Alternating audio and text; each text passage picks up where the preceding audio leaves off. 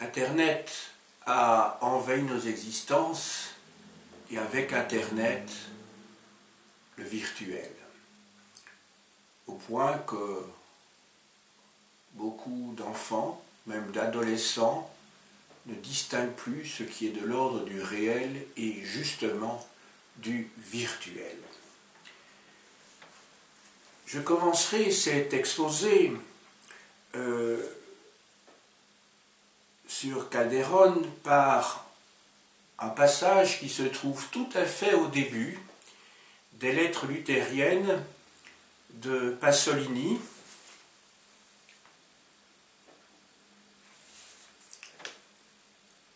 un des thèmes les plus mystérieux du théâtre tragique grec est celui de la prédestination des fils à payer les fautes des pères.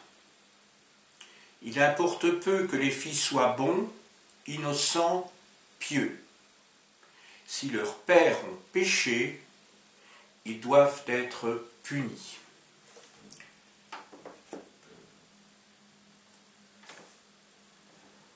Cette sentence, cette affirmation, cette réflexion sur la tragédie grecque sera mise à l'épreuve dans le cadre du théâtre espagnol du siècle d'or qui chevauche la deuxième moitié du XVIe siècle et la première moitié du XVIIe siècle. L'œuvre que je vais étudier avec vous aujourd'hui est une œuvre très célèbre, La vida es sueño, la vie est un songe, de Pedro Calderón de la Barca, qui a été publiée en 1636. Qui est Calderón? Sa vie tout d'abord. Il est né en 1600 et il est décédé en 1681, donc on peut dire que le XVIIe siècle, ou en tout cas la plus grande partie de celui-ci, se confond avec la vie de notre auteur. Il fait ses études chez les jésuites à Madrid, puis aux universités d'Alcalá de Henares et de Salamanque. Il va commencer à écrire après ses études et va devenir soldat. Au milieu du XVIIe siècle, il a lui-même un demi-siècle, en 1651, il est ordonné prêtre, puis devient, entre autres, dans une carrière religieuse qui comprendra plusieurs étapes, châtelain du roi d'Espagne Philippe IV, donc un haut poste. Son œuvre maintenant, son œuvre est immense. Elle comprend 120 comédies, 70 autos sacramentales, c'est-à-dire des pièces religieuses didactiques. Commençons par les comédies. Sa première comédie est représentée au Palais Royal de Madrid en 1623 et 11 ans plus tard, en 1635, Calderón devient le dramaturge favori du roi Philippe IV. Il est peut-être ici nécessaire de renvoyer à la chronologie des règnes des rois d'Espagne dans le courant du XVIIe siècle. Après le décès de Philippe II en 1598, lui succède son fils Philippe III jusqu'en 1621. De 1621 jusqu'à 1665, le souverain dont je viens de vous parler à 2 reprises, à savoir Philippe IV, et enfin, pour la dernière partie, pour la vieillesse de Calderón, de 1665 à 1700 le fragile Charles II, avec lequel s'éteint la dynastie des Habsbourg d'Espagne, auquel va succéder bientôt Philippe V, le petit-fils de Louis XIV, le duc d'Anjou. C'est la dynastie des Bourbons qui est toujours en place aujourd'hui en Espagne.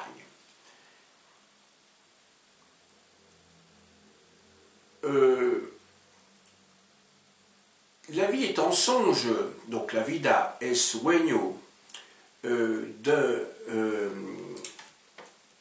Calderón est représentée pour la première fois en 1635 et est publiée en 1636. Autrement dit, cette pièce est précisément contemporaine du site de Pierre Corneille. Enfin, Calderón devient le fournisseur officiel des autos sacramentales de la capitale en 1648. Nous allons essayer de comprendre maintenant dans quel contexte l'œuvre de Calderón, précisément La vie est un songe, va être écrite. Tout d'abord, le cadre politique et social. Je vais aborder ensuite les aspects culturels, intellectuels et littéraires.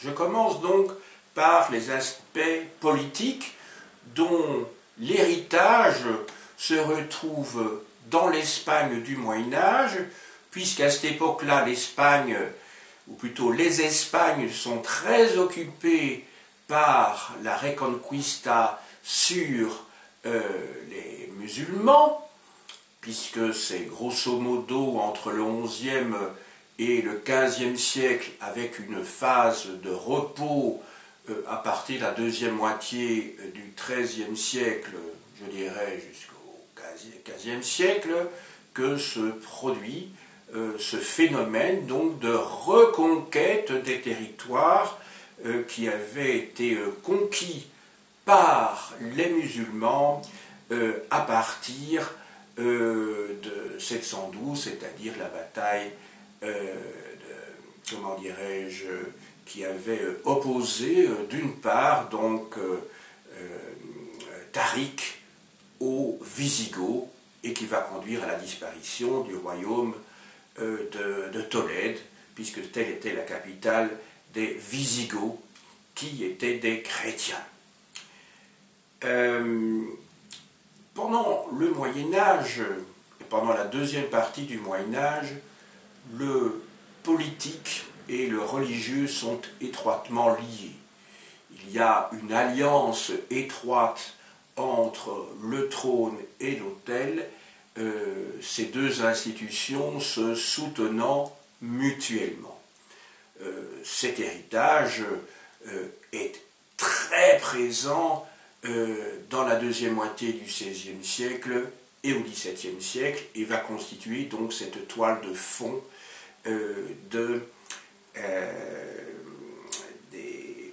des œuvres qui sont publiées pendant ce fameux siècle d'or. Sur le plan social, l'Espagne au Moyen-Âge est très hétérogène en termes de classe sociale, mais ceci n'empêche pas des échanges entre celles-ci.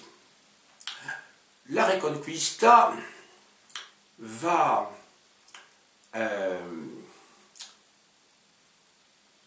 provoquer un certain nombre, et même de très nombreuses vocations pour les armes, pour aller battre ces musulmans qui n'adhèrent pas à la foi du Christ, la notion d'infidélité se renvoyant de part et d'autre dans les deux camps, ce qui va provoquer beaucoup d'anobissement, et c'est ce qui explique que au XVe, au XVIe siècle, un groupe particulier de nobles prolifères, ce sont ces nobles qui sont souvent pauvres.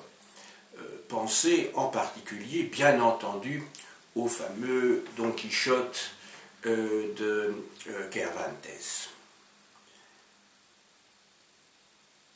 Maintenant, je vous ai expliqué la place qu'occupe la religion, mais plus encore, à l'époque qui nous intéresse, cette institution qui a sinistre réputation, à savoir l'Inquisition, puisqu'elle surveille les faits et gestes de tous les sujets du roi d'Espagne, visant d'abord les faux convertis, qu'ils soient musulmans ou qu'ils soient juifs, judaïsants. Et il va s'agir dès lors dans les pièces, dans les œuvres d'art, les œuvres de littérature qui vont être publiées à partir du XVIe siècle et même avant, donc de montrer les vertus de la foi catholique. Donc c'est le contexte politique et religieux qui se met en place au Moyen-Âge, qui se renforce au XVIe ou XVIIe siècle, qui explique bien sûr le cadre dans lequel vont évoluer les œuvres théâtrales en particulier, puisque La vie est un songe est donc une tragicomédie si l'on veut définir son genre, qui est donc à cheval sur la tragédie et la comédie, comme on va le voir dans quelques instants, et qui en cela, au fond, ne s'éloigne pas du site de Corneille, qui prenait lui-même comme cadre l'Espagne, mais du XIe siècle cette fois. Alors que La vie est un songe, en fait, prend pour cadre un pays imaginaire qui est la Pologne, de la même manière que Shakespeare, un peu plus tôt, avait choisi le royaume de Danemark lorsqu'il avait publié son célèbre Hamlet. La valeur dominante depuis Philippe II, dans l'idéologie d'une manière générale, et pas seulement dans la littérature, c'est la désillusion. Autrement dit, ce que l'on appelle aussi le desengaño. C'est quoi le desengaño? En fait, c'est ce sentiment que l'Espagne, qui avait été la première puissance mondiale dans la première moitié du XVIe siècle, progressivement, dans la deuxième moitié du XVIe siècle, mais plus encore au XVIIe siècle, va devenir une puissance de second rang. Entendons-nous bien, l'Espagne reste, sur le plan militaire, jusque dans le premier tiers du XVIIe siècle, une puissance certainement redoutable, mais l'Espagne, loin d'investir l'argent provenant des Amériques, a opté, s'agissait-il d'un choix conscient? Non, bien entendu, mais pour une position de consommatrice. Et cet argent a servi à financer des importations nombreuses et, en ce qui concerne la cour, des dépenses tout à fait somptuaires. Donc l'Espagne, en fait, vit sur une certaine nostalgie du passé récent et a conscience de cette dégringolade dans l'échelle, dans le concert international. C'est cela donc que l'on appelle le desengaño, la désillusion. Les rêves de grandeur se sont évanouis et donc le théâtre va refléter cette désillusion. Et il aura, entre autres choses, bien sûr, le rôle de divertissement pour faire oublier cette période qui avait été considérée comme un âge d'or. Et le paradoxe veut que, justement, dans le domaine de la littérature, ce soit l'expression siècle d'or qui va être utilisée pour désigner l'époque où la littérature espagnole est la plus florissante, mais en rapport avec cette décadence politique, économique, réelle cette fois, du royaume espagnol. Maintenant, dans le domaine de la littérature, donc nous partons du contexte général et nous essayons progressivement de rejoindre le sujet qui est le nôtre. Dans le domaine de la littérature et du théâtre en particulier, ce qui dominait à la Renaissance, c'était cet art poétique mis en évidence par les humanistes, par les poètes, c'est-à-dire la poétique d'Aristote, donc qui remonte au IVe siècle avant notre ère. Mais dans la poétique d'Aristote, tout est réglé comme une horloge. Il est prévu que les pièces de théâtre, les tragédies en particulier, doivent respecter un certain nombre d'éléments incontournables, et en particulier cette fameuse règle des 3 unités à laquelle il ne s'agit pas de déroger. Ces règles, vous les connaissez, ne fût-ce que par vos cours d'enseignement secondaire, lorsque vous avez étudié le théâtre et la poésie de l'âge classique, c'est l'unité de temps, l'unité de lieu et l'unité d'action. Autrement dit, le théâtre qui a pour base les théories aristotéliciennes, ce théâtre doit se dérouler en une seule journée, enfin les pièces doivent se dérouler en une seule journée, du lever au coucher, du lever du soleil au coucher, donc au soir, doivent avoir lieu dans un espace unique. Il ne s'agit pas d'avoir certaines scènes en ville et d'autres à la campagne, ou de se déplacer d'une maison à une autre. Et enfin, l'unité d'action, il ne s'agit pas que des intrigues multiples viennent parasiter, je dirais, le fil directeur de la pièce. Ensuite, il y a bien sûr aussi la règle de bienséance.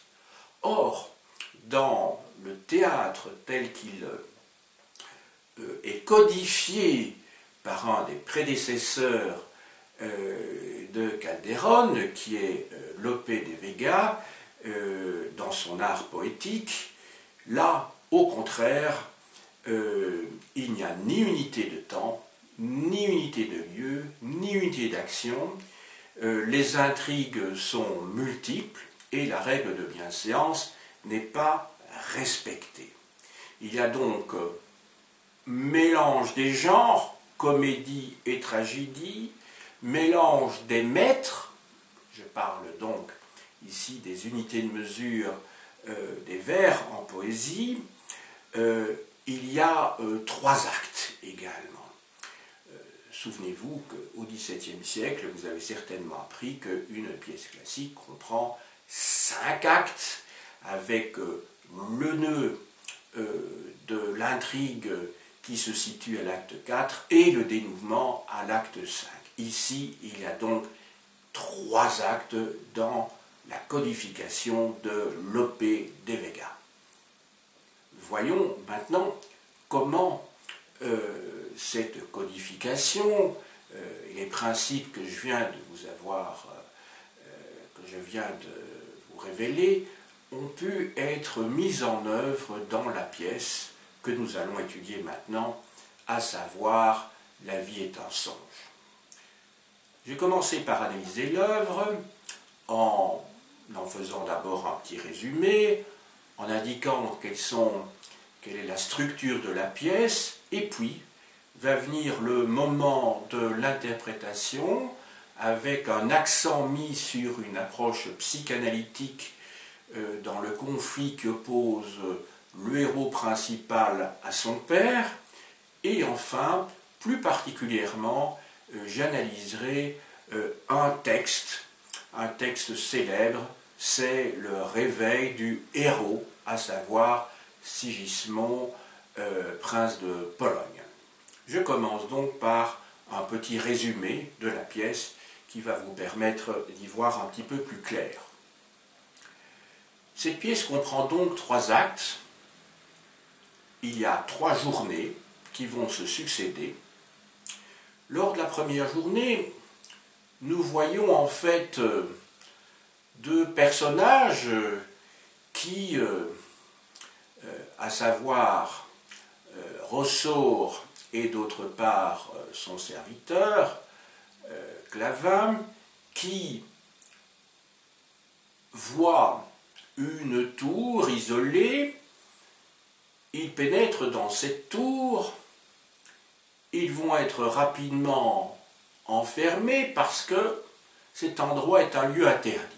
Interdit pourquoi? Parce que le roi de Pologne, Basile, y a enfermé son fils Sigismond. Toujours dans cet acte 1, pendant cette première journée, le roi Basile annonce à sa cour qu'il va libérer son fils, et par conséquent les 2 prisonniers, Ressort et son serviteur, vont être libérés de la tour également, puisqu'il n'y a plus rien à cacher. Alors pourquoi le roi Basile a-t-il enfermé son fils Sigismond depuis sa naissance? Et là, on rejoint une thématique bien connue et qui renvoie en particulier au mythe d'Édipe. Souvenez-vous, le roi Laos et sa femme Jocaste avaient décidé d'exposer sur l'Achéron leur fils Édipe, qui va être recueilli par une famille de bergers, parce que l'oracle de Delphes leur avait signifié que un jour leur fils tuerait son père et épouserait sa mère. Vous connaissez l'histoire d'Édipe qui finalement tue effectivement son père et épouse sa mère, ignorant dans chacun des cas qu'il s'agit de ses parents. Et donc l'idée de Sophocle était donc qu'on ne peut échapper au destin voulu par les dieux. Ici, la situation n'est pas tout à fait la même, mais le début est semblable. Le roi de Pologne, Basile, a enfermé son fils parce que l'observation des astres lui a permis d'apprendre que son fils, s'il devenait roi un jour, conduirait son royaume au chaos. Il fallait donc l'éloigner à tout prix du pouvoir, ce qui va être fait donc lorsqu'il est enfermé dans cette tour. Mais, pris de remords, le roi Basile décide de le libérer, mais je dirais de libérer sous caution.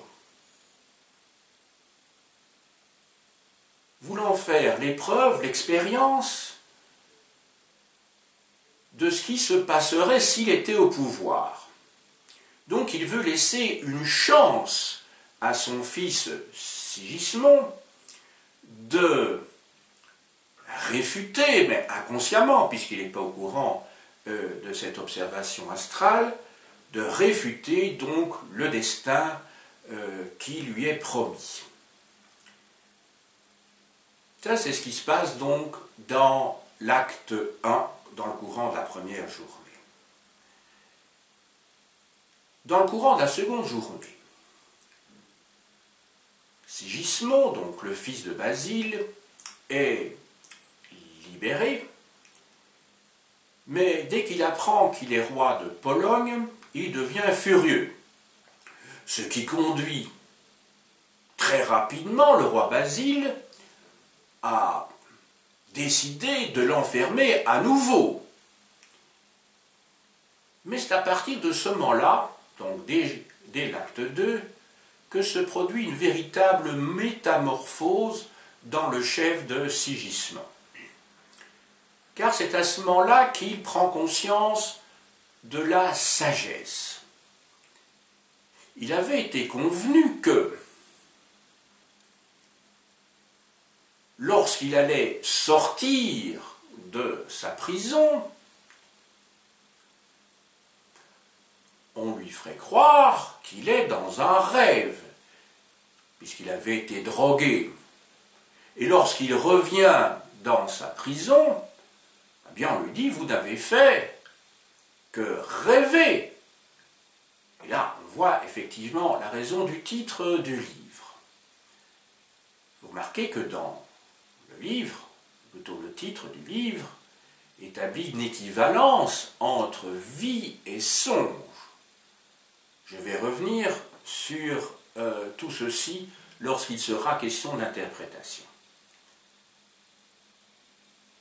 Lors de la troisième journée maintenant, lors du troisième acte, un personnage secondaire qui s'appelle Astolphe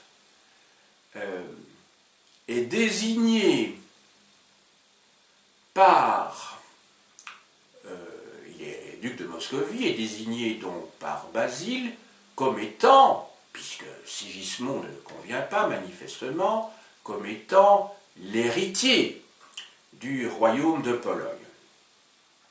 À ce moment-là, le peuple se révolte, s'insurge, délivre Sigismond, qui dès lors part à la tête d'une armée contre son propre père, et contre Astolphe, bien entendu.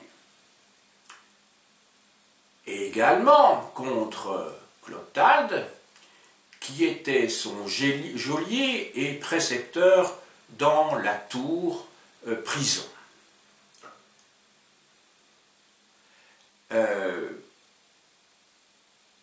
À ce moment-là, on voit que la métamorphose de Sigismond est arrivée à son terme et que dès lors, il est devenu sage, il est devenu prudent, la sapientia et d'autre part la prudentia, qui sont des vertus romaines, ont fait leur effet, qu'il n'est plus le même qu'avant dans un véritable processus initiatique. On pourrait même dire qu'il a fait l'épreuve de la terre, si vous voulez, et qu'il en est sorti. Et il va pardonner son père de ce qu'il lui avait fait, et il va féliciter Clotalde, qu'il avait voulu tuer. Je vais en parler dans quelques instants, puisque celui-ci est une sorte de double de son père Basile. En tant que geôlier, il le félicite presque d'avoir été un fidèle serviteur de son père. On voit ici donc que cette pièce n'est pas tant l'histoire de la rébellion d'un fils contre son père, mais qu'il s'agit, à la suite de ce processus fatal, il s'agit essentiellement de montrer, sur le plan idéologique, que finalement, l'ordre moral et l'ordre monarchique est rétabli. C'est QFD. Donc on n'est pas tout à fait ici dans la configuration du mythe d'Édipe, on en conviendra. Je passe maintenant à la structure de la pièce.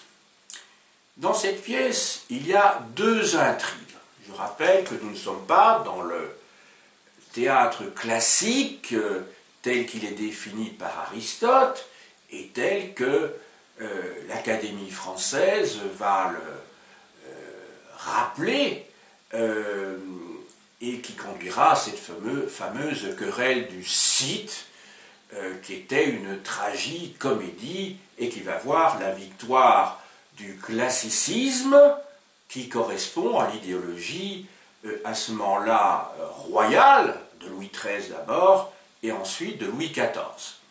Il y a donc adéquation entre l'ordre littéraire et l'ordre politique, et donc la littérature en France va suivre une ligne idéologique, et c'était même, je dirais, une des raisons, la raison fondamentale de la création, de la fondation de l'Académie française par Richelieu en 1635.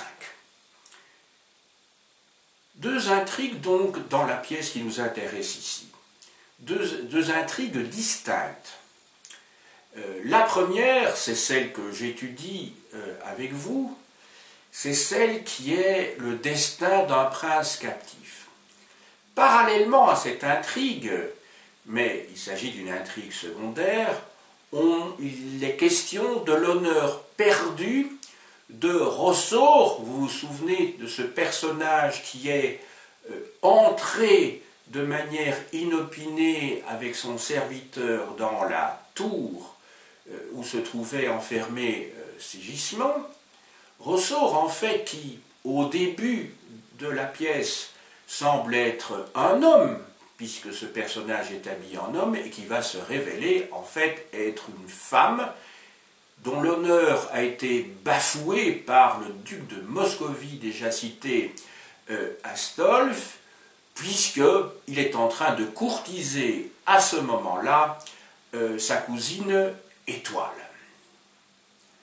qui va d'ailleurs prendre fait et cause pour lui, mais à la fin de la pièce, puisque l'ordre social, l'ordre moral, l'ordre monarchique doit être rétabli,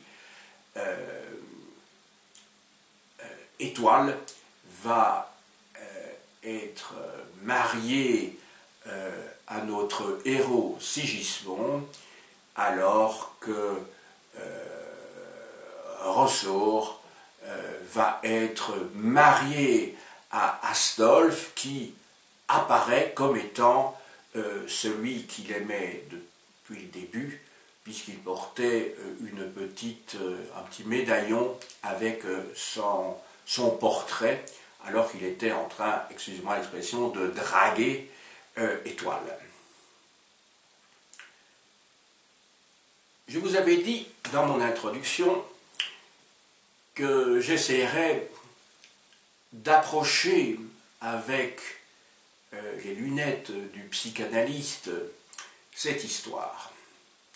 Cette histoire, et on le voit bien, qui relate un conflit entre, d'une part, un père et son fils. Les hostilités viennent d'abord du père, parce que c'est quand même le père qui l'enferme dans sa tour. Et alors c'est ici qu'on peut mettre à l'épreuve la phrase introductive de Pasolini, lue tout à l'heure, et on va voir que la résolution de ma question n'est pas tout à fait celle de la tragédie grecque. Préalable tout d'abord sur le plan idéologique.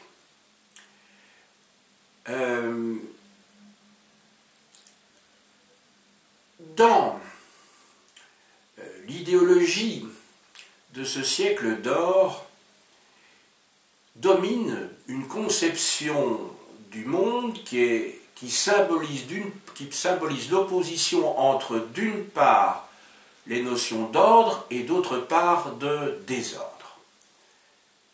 Mais je viens de le révéler, et cette pièce donc en est une illustration. À la fin de celle-ci, de cette pièce, il y a un retour à l'ordre.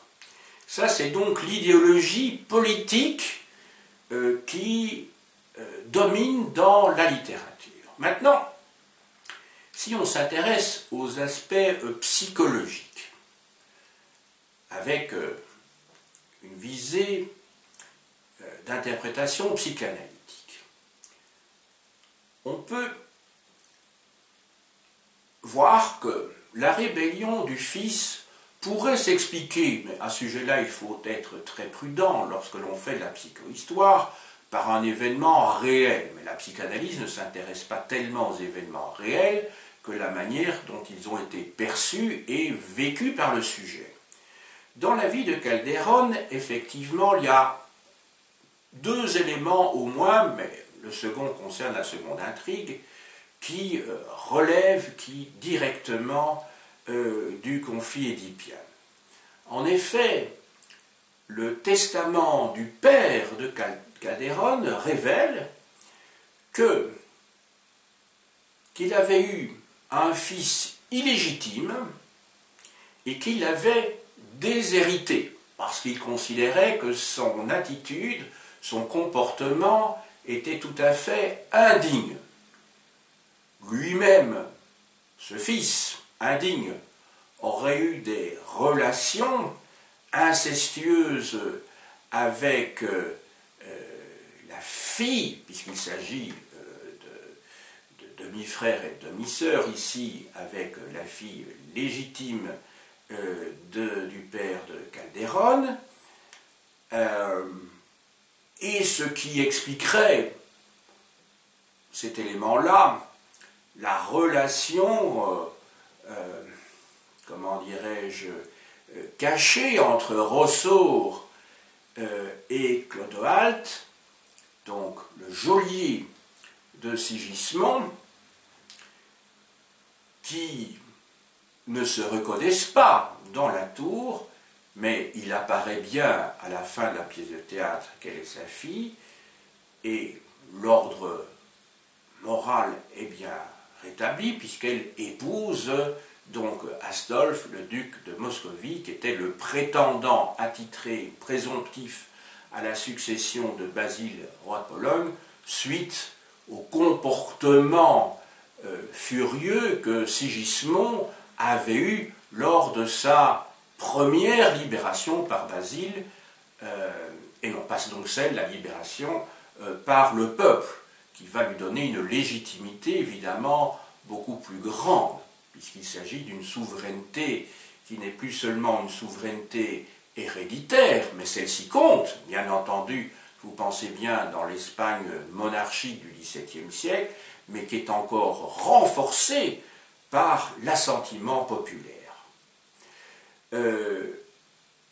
Donc, dans l'œuvre qui nous intéresse, le cheminement dans la psyché, si ce terme a du sens puisqu'il s'agit d'un personnage fictif, le cheminement, on pourrait dire presque un cheminement initiatique, puisque Sigismond creuse à l'intérieur de lui-même, comme un apprenti qui laisse pendre le fil à plomb, à la verticale, dans un cadre introspectif, conduit donc Sigismond à trouver une sagesse enfouie en lui, qu'il découvre ou qu'il construit, et qui va participer, dans le cadre d'une véritable métamorphose, à en faire un autre homme,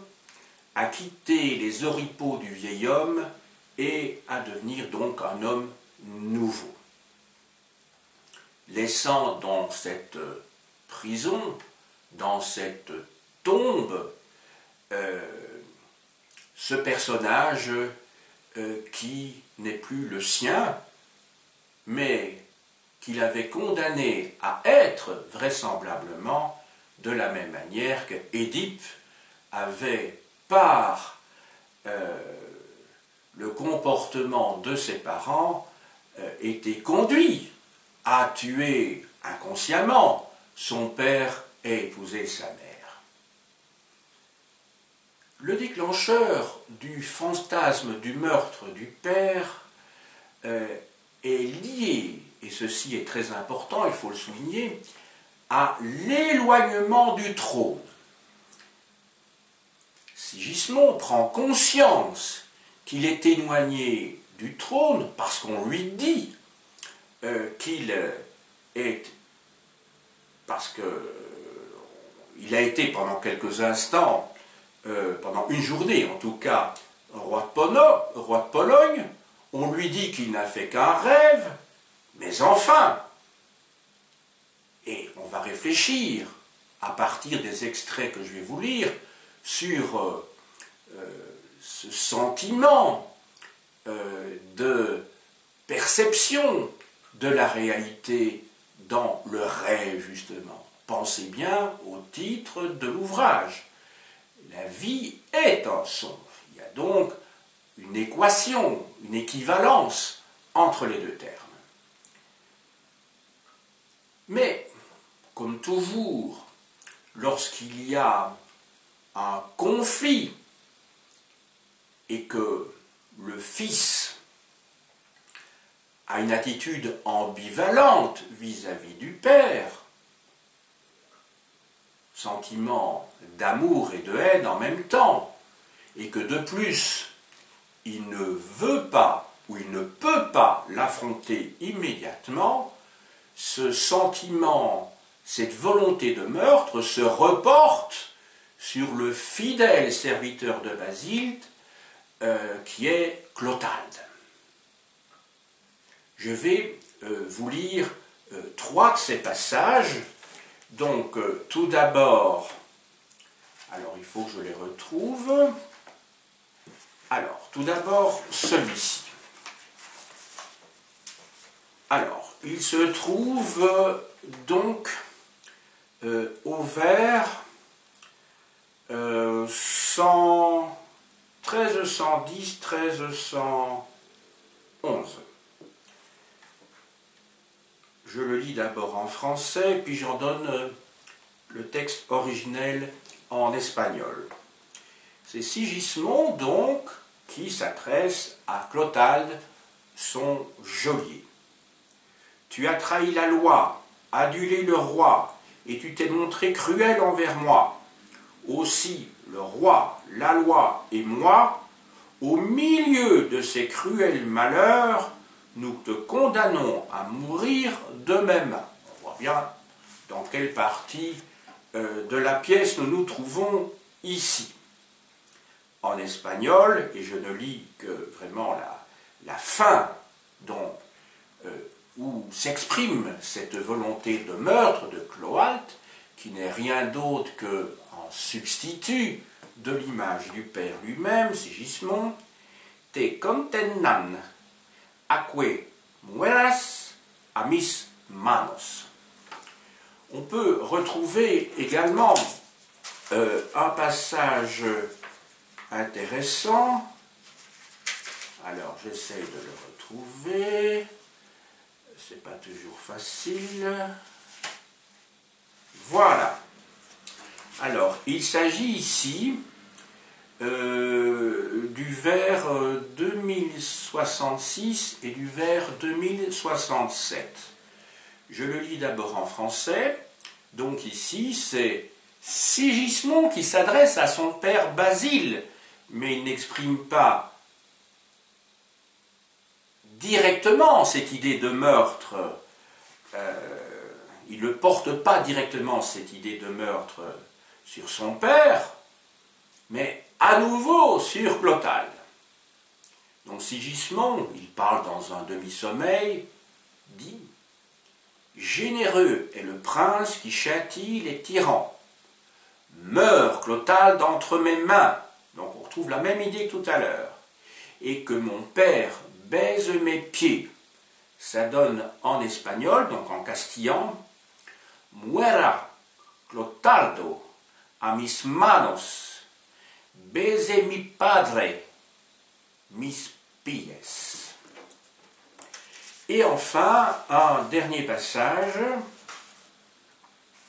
voilà, c'est le vers 1691. Je lis d'abord une phrase plus longue en français pour que vous compreniez bien ce vers. c'est Sigismond qui s'adresse cette fois à Rosaure, ou plus exactement à Clotalde, mais Rosaure est présente. Lâche donc, vieillard caduc et insensé, cruel et barbare ennemi, où je vais de la sorte à présent, entre mes bras, te donner la mort. Donc, je lis simplement ce vers 1691 en espagnol. El darte agora, entre mis brazos, muerte.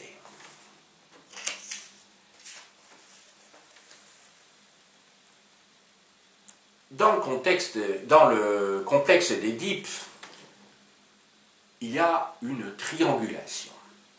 Il y a le fils, le père, mais il y a aussi la mère qui est l'objet de l'amour du fils et qui, dans la relation fusionnelle que le fils avait dès sa naissance avec sa mère, devient l'être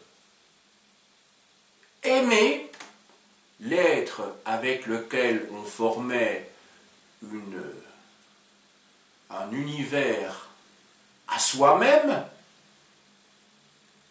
et puis intervient ce personnage, ce tiers, dont la fonction est de socialiser l'enfant, de le séparer de sa mère, d'autant plus que la mère de l'enfant est sa femme.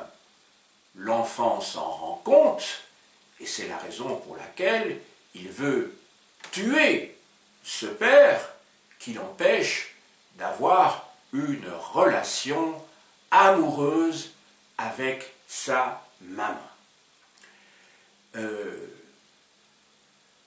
L'amour de Sigismond pour sa mère défunte, puisqu'elle est décédée au moment de sa naissance, se reporte d'abord sur Rosaure, qui en fait se substitue à la défunte, parce que Rosaure est au fond la première femme qui apparaît dans la pièce de théâtre.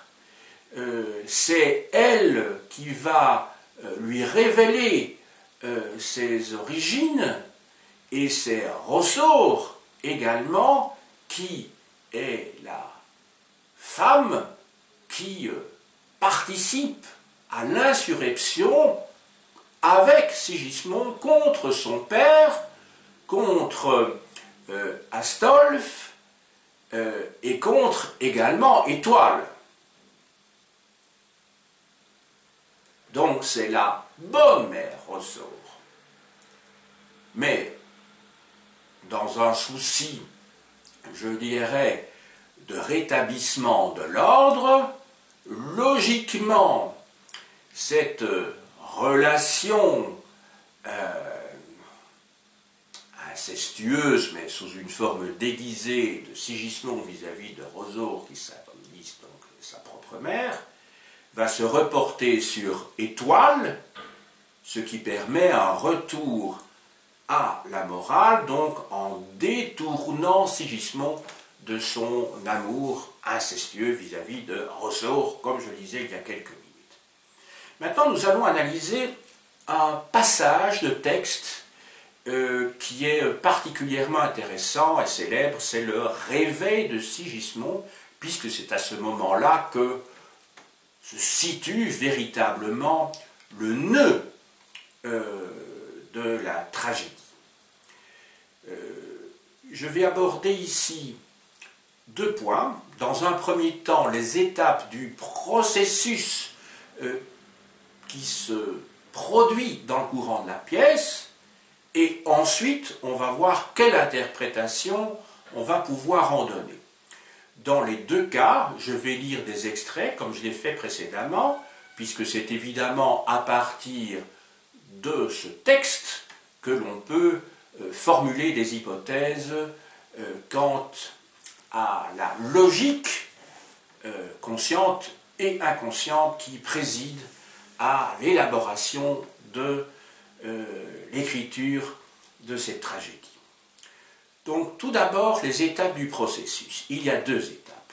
Une première étape qui, en fait, dans laquelle le roi, donc Basile, formule des hypothèses pour contrer le destin, hypothèses qu'il veut mettre à l'épreuve, en disant que peut-être le ciel s'est trompé et qu'il y a peut-être moyen, en libérant Sigismond, de rétablir un ordre nouveau, et il laisse donc la chance à Sigismond en le libérant. Donc, première étape, celle où Basile le roi formule des hypothèses et où il met en place un dispositif, celui de la libération. Alors, cette partie-là, c'est une partie importante du point de vue de l'organisation psychique de ce personnage qu'est le roi de Pologne, puisque songe et réalité apparaissent comme intimement liés, mais cette liaison apparaît également comme une continuité artificielle. Je vais vous lire donc deux passages où ceci est révélé. Donc c'est le premier passage est celui-ci. Alors, il s'agit d'un passage où Basile s'adresse à son fidèle serviteur Clotalde. Ça se trouve au vers, plus précisément au vers 1148 et 1149, mais je vais reprendre le texte à partir du vers 1145, du moins en français. Si ensuite, donc c'est bien Basile qui s'adresse à Clotalde, si ensuite il est rendu à sa prison, les questions bien sûr de Sigismond, il pourra comprendre que ce fut un rêve. Et il aura raison de le comprendre ainsi, car en ce monde, alors écoutez bien ceci, car en ce monde, assurément, Clotalde, tous ceux qui vivent rêvent, tous ceux qui vivent rêvent. Donc il y a vraiment équation ici. Mais on va voir si la suite de la pièce va dans le sens de la confirmation de cette allégation. Je vous le lis maintenant en espagnol. Y después, a sus prisiones, se vuelva, podrá entender que soñó, y hará bien cuando lo entienda. Porque en el mundo, Clotaldo, todos los que viven sueñan. Deuxième passage. Alors, j'essaie de le retrouver. Voilà. Attendez. Je me trompe. Celui-là. Alors, il s'agit à nouveau d'un passage où Sigmund fait référence justement à ce rêve. Alors je regarde si c'est bien ça.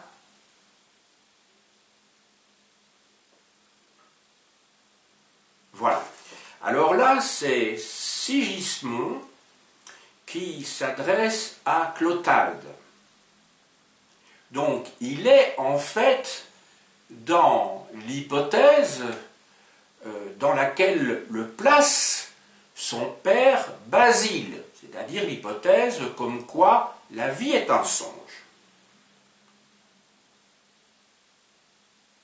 C'est d'abord Clotalde qui s'exprime « Contre moi, une telle rigueur ?» Et Sigismond répond « De tous j'étais le maître, de tous je me vengeais. Je n'aimais qu'une femme. En espagnol, de todos era señor, y de todos me vengaba solo a una mujer amada.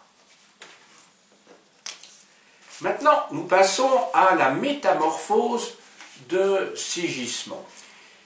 C'est en fait une prise de conscience dans un monologue de la deuxième journée, monologue qui est très long, puisqu'il couvre 140 vers. Vous m'entendez bien, 140 vers, et qui commence au vers 2048 et qui se termine au vers 2187. C'est une méditation sur le songe, et c'est à ce moment-là qu'on va voir s'opérer ce revirement. On va voir qu'il s'agit d'une méditation qui conduit à une réflexion sur la vie et sur la mort. Alors, je commence tout d'abord. Alors, il faut que je retrouve ça. Voilà. Alors, je crois que je vais d'ailleurs pouvoir les lire d'affilée, le 6 et le 7, oui. Alors, d'abord en français, donc ici c'est Clotalde qui s'exprime.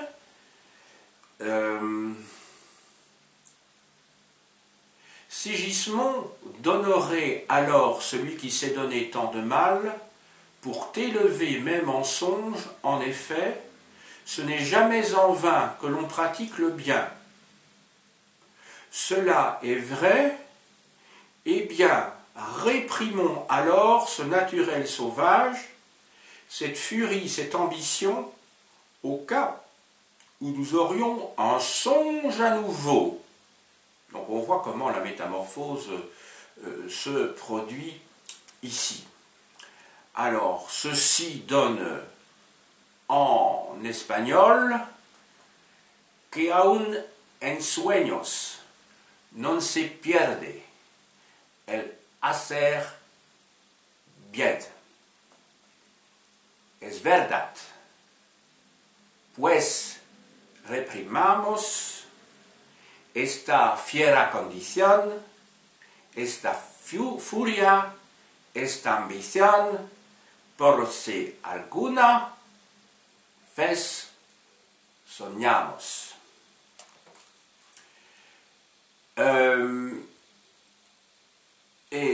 Je poursuis, toujours dans le même passage, un peu plus loin, c'est Sigismond qui dit, le son, donc c'est le vers 2158, le roi songe qu'il est un roi.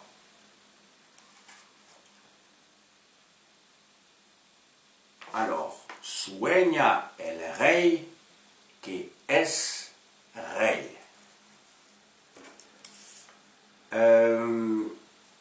Alors, un peu plus loin, toujours dans le cadre de la métamorphose de Sigismond, alors là c'est donc le même, et c'est un passage qui suit celui que je viens de vous lire, le même Sigismond qui dit, et c'est, sauf erreur de ma part, oui, c'est vraiment la toute dernière tirade avant la troisième journée, le plus grand bien est peu de choses, car toute la vie n'est qu'un songe, et les songes ne sont rien d'autre que des songes. Alors, en espagnol, y el mayor bien es pequeño, que toda la vida es sueño, y los sueños, sueños son. J'en ai encore un, je crois.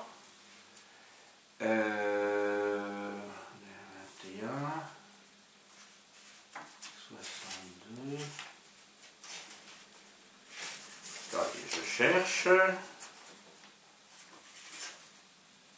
Voilà.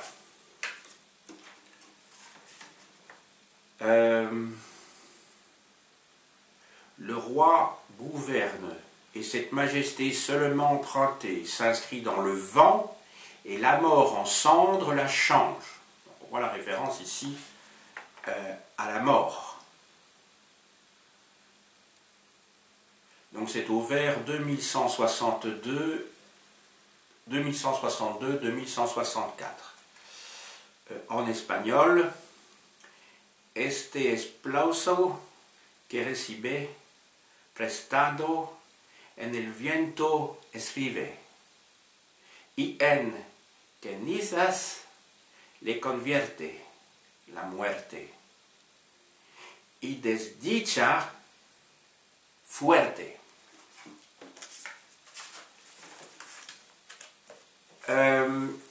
Maintenant l'interprétation. Ici, je vous ai lu un certain nombre de passages, 6, qui montrent les étapes du parcours, d'une part, chez Basile, le roi, qui met en place un dispositif, celui de la libération et de l'épreuve de cette libération, pour voir si Sigismond sera vraiment capable de gouverner et de régner, après avoir formulé des hypothèses. On a vu que, dans un premier temps, cela conduit à un comportement furieux de Sigismond, et on a vu que, remis en prison à l'acte 2, s'opère une véritable métamorphose, une prise de conscience et une méditation sur le songe, qui constitue donc le cœur même de la tragédie. Maintenant, nous passons à l'interprétation. L'interprétation, on pourrait la faire reposer sur un héritage ancien. Tout d'abord, l'héritage antique. On pense bien sûr, et j'y ai déjà fait allusion, lorsque je parlais de Sigismond qui avait passé l'épreuve de la terre avant de subir d'autres épreuves, on pense bien sûr au mythe de la caverne dans la République de Platon. Platon indiquait que la voie à suivre pour sortir de ce monde d'illusions dans lequel étaient plongés ces prisonniers qui devaient regarder vers la paroi de la caverne où se dessinaient des ombres mouvantes, Platon avait donc indiqué quelle était la voie. Sous une forme métaphorique, les prisonniers, une fois libérés, se rapprochent de la sortie de la grotte, où ils sont d'abord éblouis par la lumière, ils ne voient pas grand-chose, et puis ils se rendent compte qu'il y a donc des petites figurines en argile qui sont agitées au-dessus d'un mur et qui sont à l'origine de la projection d'une ombre sur la paroi de la grotte. En fait, c'est une lumière, un feu qui se trouve sur une colline en face, qui projette ces ombres sur la paroi, et en fait, c'est la raison qui permet à ces prisonniers, guidés en cela par des philosophes, qui leur permet de trouver le bon chemin. Vous connaissez le rôle des philosophes dans la cité idéale de Platon. Ils sont là pour gouverner avec sagesse, parce que eux disposent de la raison, alors que les deux autres catégories de citoyens, à savoir les guerriers et d'autre part les paysans, n'en sont pas pourvus, ou en tout cas au même degré. Donc pour Platon, la solution, c'est la raison. C'est la raison qui permet de sortir de l'illusion. Il y a ensuite une autre voie qui est celle mise en place à partir de la deuxième moitié du XVIe siècle dans l'Occident catholique par la contre-réforme, c'est que l'illusion de ce bas monde nous renvoie à l'idée que ce que nous vivons au quotidien, finalement, n'en vaut pas vraiment la peine, et qu'en fait, tous nos efforts par nos œuvres doivent nous conduire, par nos œuvres, mais pas seulement par nos œuvres, par la méditation, par la prière, doivent nous conduire à mépriser le monde. Et c'est ce que font les moines. C'est, je dirais, la fonction de l'ascétisme. On méprise son corps, on méprise le monde, ce qui nous permet de voir la mort afin d'accéder au paradis, à la rencontre avec le Seigneur, avec Dieu. Mais il y a une troisième hypothèse, qui n'est ni celle de Platon, la voie de la raison, ni celle du mépris du monde, la voie de l'Église catholique. Dans le cadre de la contre-réforme, il y a une troisième voie, qui est celle qui se rapproche peut-être de la seconde, mais qui n'est pas celle-là, celle que j'ai évoquée tout à l'heure dans mon exposé, à savoir celle du desengano, c'est-à-dire le désabusement. Le désabusement, le mot n'est pas très joli, mais il dit bien ce que ça veut dire. En fait, c'est l'état dans lequel se trouve l'individu qui a vécu une période entre guillemets formidable, et puis qui se rend compte que non, il s'est trompé. Je vous renvoie au contexte économique de l'Espagne de la deuxième moitié du XVIIe siècle et de la première moitié du la deuxième moitié du XVIe siècle et la première moitié du XVIIe siècle. C'est l'idée que la vie n'est pas un songe. Voilà, c'est que la vie n'est pas un songe. Et donc, contrairement au titre de la pièce de théâtre, c'est ce à quoi nous invite Calderon dans sa conclusion, finalement. La vie n'est pas un songe, et ceci transite non pas par une dépression de l'individu, mais par un rétablissement de l'harmonie entre, d'une part, l'homme et le monde, sous le signe de l'éternité. Donc on voit qu'on se rapproche de l'idéal de la contre-réforme, toutefois, le moyen pour y arriver n'est pas le même. On ne passe pas par le mépris du monde, mais on passe par l'harmonie du monde et de l'homme, ce qui nous renvoie, bien entendu, à des philosophies chinoises que nous avons tous en tête.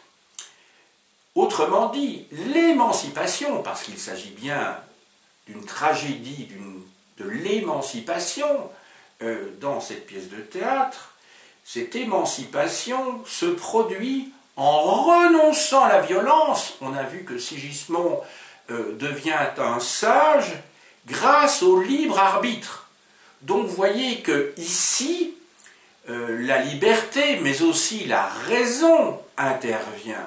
Donc on se trouve dans comment dirais-je, une position intellectuelle qui fait la synthèse d'une part entre Platon et les théologiens de la contre-réforme.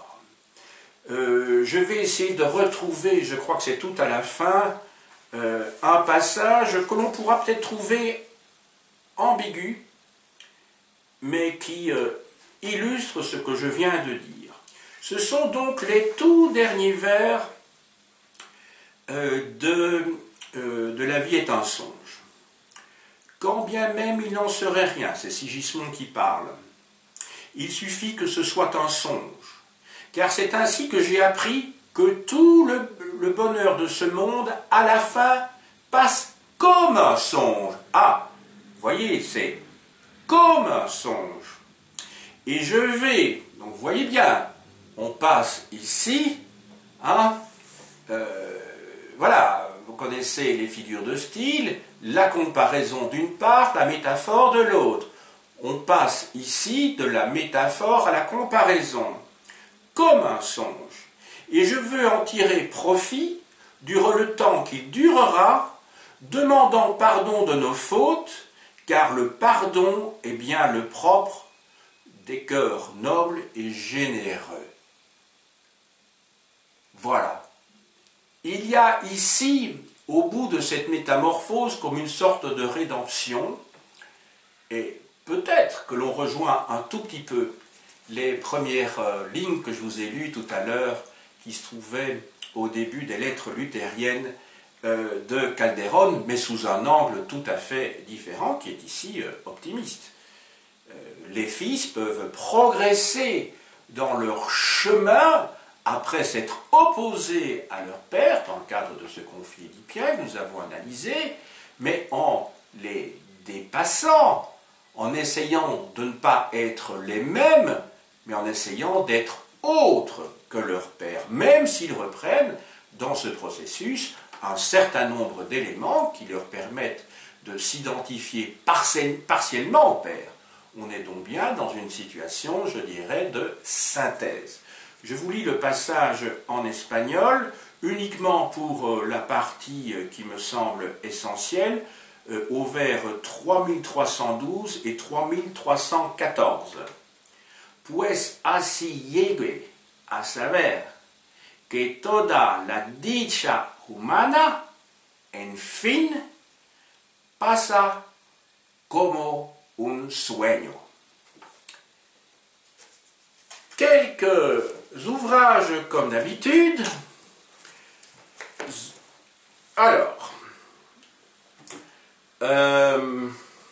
des ouvrages tout d'abord généraux, Histoire et civilisation de l'Espagne classique chez Nathan Université, dans la collection Fac Histoire.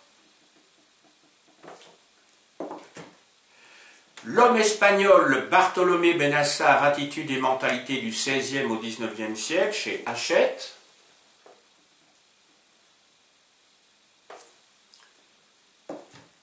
L'Inquisition espagnole, 15e, 19e siècle, du même Bartolomé Benassar.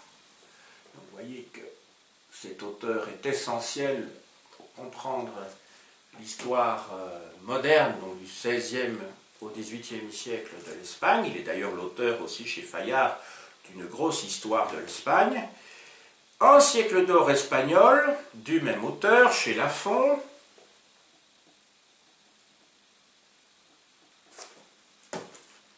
De Marcel Defourneau, La vie quotidienne en Espagne au siècle d'or, chez Hachette. Et sur Philippe IV, dont, comment dirais-je, Calderon fut le chapelain, et qu'il appréciait beaucoup, puisqu'il a été son dramaturge favori, de Michel Devèze, L'Espagne de Philippe IV, 1621-1665, chez Cédès. Je vous montre ici le premier volume, donc publié dans la collection Regards sur l'Histoire.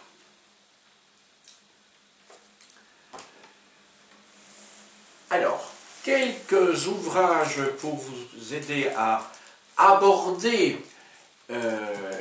à approcher avec des outils forgés par la psychanalyse les œuvres littéraires. Un grand classique de Charles Moron, publié chez Corti, Des métaphores obsédantes au mythe personnel, introduction à la psychocritique.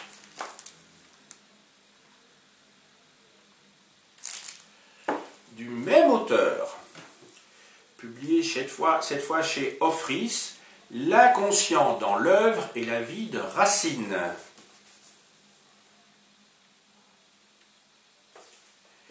Et enfin, du psychanalyste britannique, disciple et ami de Freud, donc Ernest Jones, Hamlet et Édipe, dans la collection Tel Gallimard. Vous voyez que j'ai choisi donc des auteurs qui concernent soit le XVIe siècle finissant, soit le XVIIe siècle. Donc, d'une part Shakespeare et d'autre part Racine. Alors, une petite étude qui peut vous aider. La vie est un songe de Calderon dans la collection Profil d'une œuvre chez Hatier.